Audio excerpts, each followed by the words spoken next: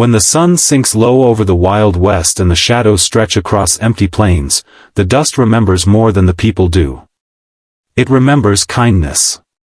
It remembers cruelty. It remembers the moments when a single choice changed everything. Welcome back to Frontier Echoes, where the past rides close and every story carries the heartbeat of the frontier. Today's tale is one carved deep into the desert wind, the story of an Apache girl who found herself surrounded by danger, and the rancher who stepped forward with 5 simple words that changed the course of all their lives: "She's with me." Settle in, partner. This one's got grit, heart, and the kind of courage you don't often find anymore. The year was 1883. The territory was harsh, endless, and unforgiving. And the town of Dry Spur sat right on the edge of where civilized world ended and wild country began. A place where cowboys, drifters, outlaws, settlers, and wanderers all crossed paths. Some came looking for work. Some came looking for trouble. And some came simply because they had nowhere left to go. A mile beyond the town stood the Red Mesa Ranch, owned by a man named Cole Hartman. He was in his mid-30s, tall, broad-shouldered, and known across 3 counties as the kind of rancher who'd help a stranger without ever asking their name.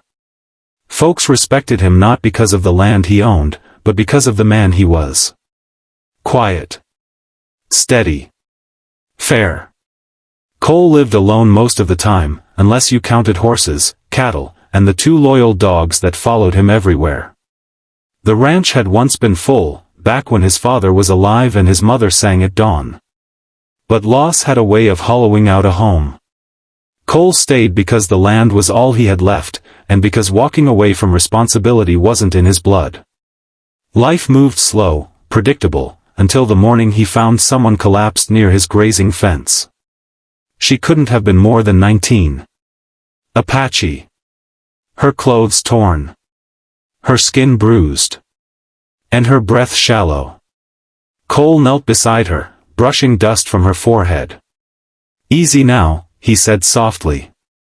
"You're all right." Her eyes fluttered open just long enough for him to see the fear in them before she passed out again. He lifted her gently and took her to the ranch house. For 2 days she drifted between sleep and fever. Cole did everything he could: cool cloths, broth, herbs.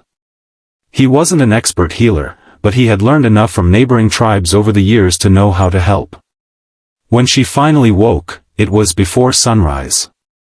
She sat up quickly, startled, eyes sharp as a blade. Cole raised his hands calmly. "You're safe here." She looked at him long and long, studying him the way a wild animal studies a stranger, measuring the danger, the intention, the truth. "My name's Cole," he said. "You were hurt pretty bad. I just helped a little, that's all." Silence. Then she spoke softly, her voice steady despite everything. "I am Noya." That was it. No story. No explanation. Just her name. Cole didn't push her. Whenever she ventured outside, he noticed she watched every direction at once, never turning her back fully on anything. Her body remembered fear even if her voice didn't speak it. A week passed. She helped around the ranch, quiet but determined. She mended a saddle better than Cole thought possible. She moved with precision, strength, and careful grace. And slowly, she began to trust him, not with her past, but with her presence. Then one afternoon, everything changed. Cole rode with Noya into Dry Spur to pick up supplies. The town wasn't big: 2 saloons, a general store, a blacksmith, and a handful of houses.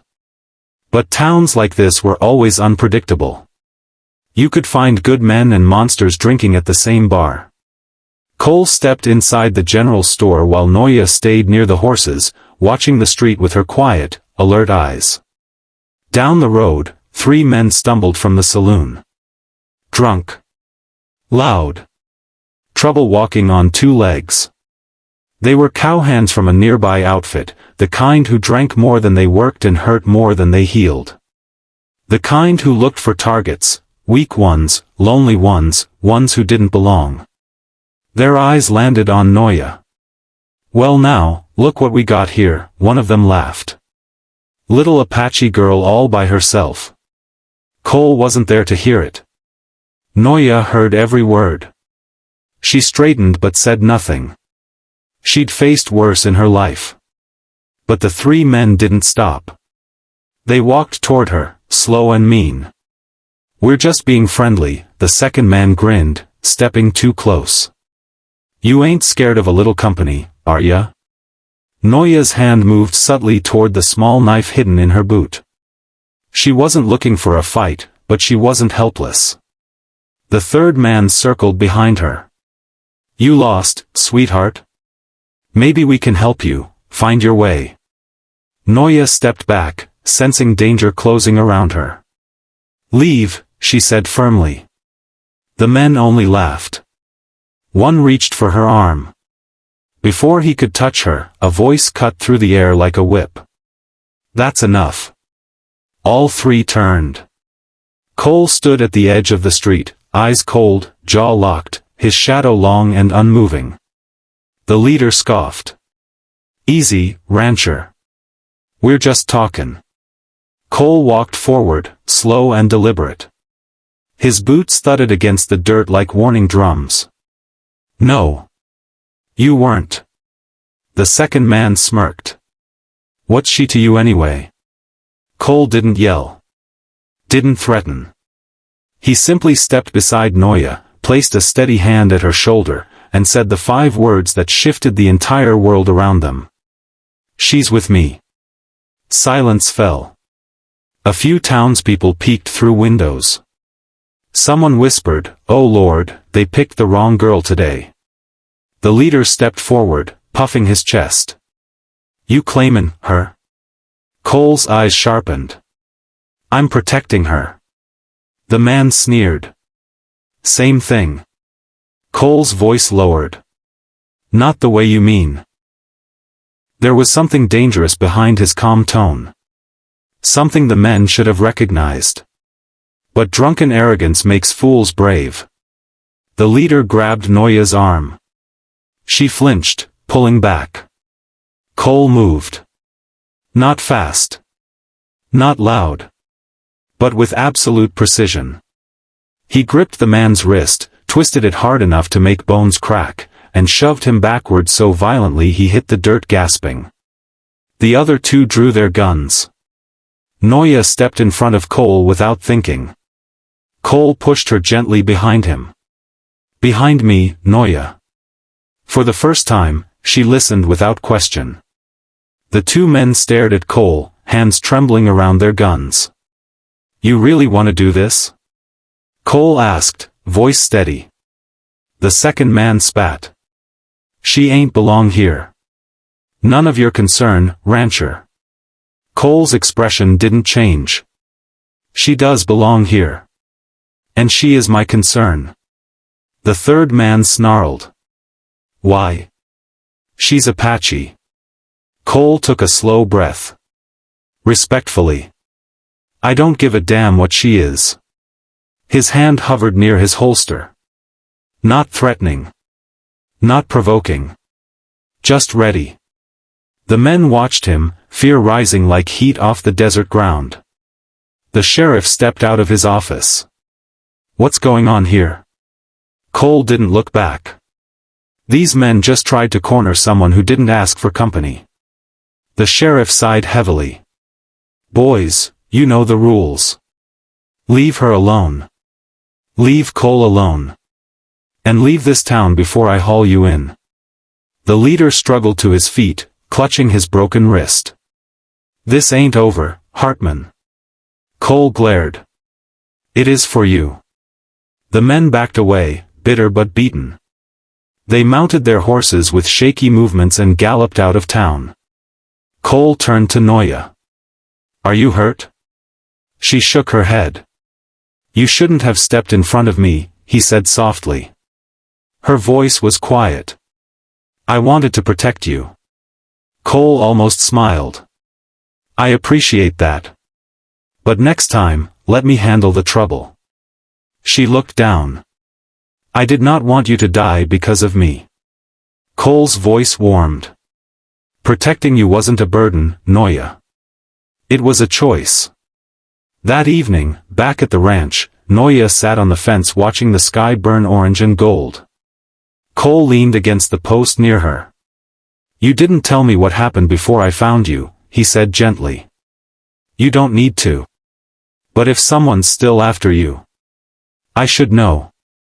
Noya was silent for a long time. Then she spoke. My village was attacked. Not by soldiers. Not by settlers. By raiders who took women to sell. I fought. I ran.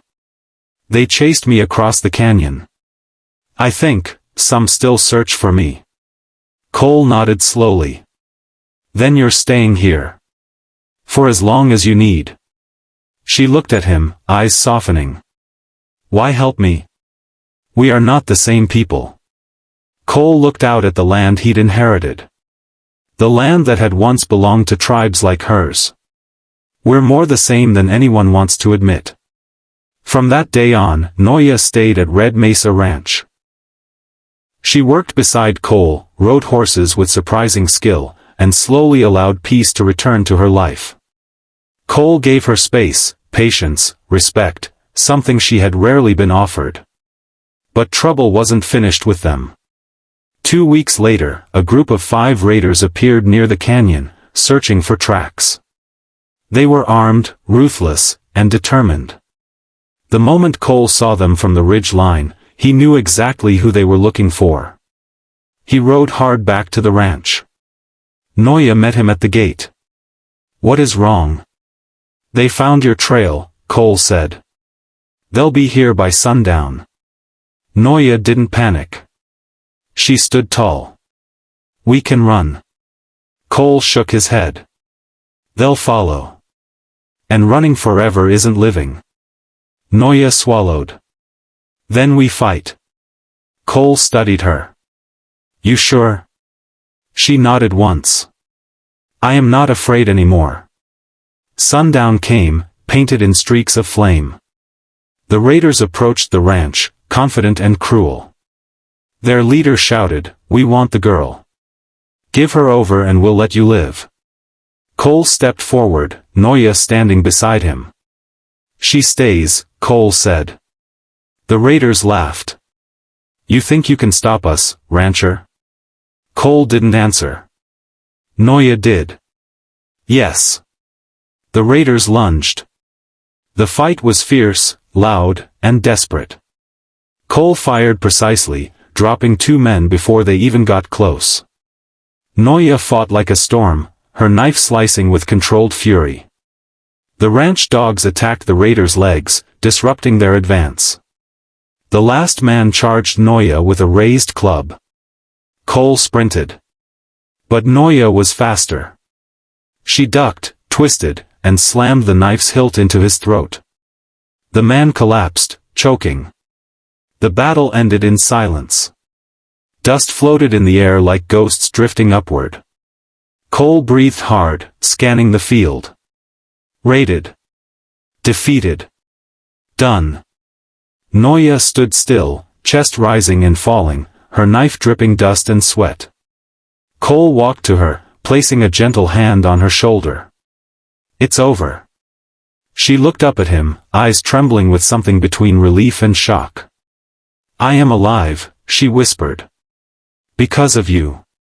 Cole shook his head. Because you were strong enough to fight for yourself. I just stood with you. Noya stepped closer, her voice barely above a breath. You said those words in the town. She's with me. I meant them, Cole said softly. Do you still? He met her eyes. Yes. From that day on, Noya stayed at Red Mesa Ranch not because she was hiding, but because she belonged. Not as a guest. Not as a burden. But as someone finally safe. Someone finally valued. Someone finally seen.